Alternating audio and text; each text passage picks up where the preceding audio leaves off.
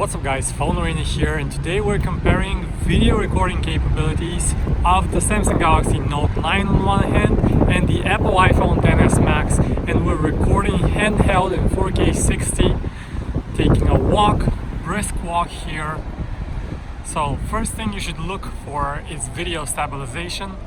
Is there any difference between the two? And who does a better job? So we'll run a little bit.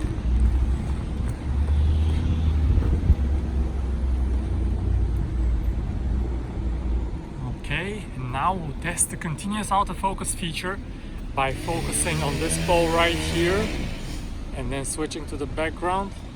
Who does it quicker? And to the background. One more time. Let's go to the background. And this, guys, was a quick test of the video capabilities of the Samsung Galaxy Note 9 and the Apple iPhone XS Max.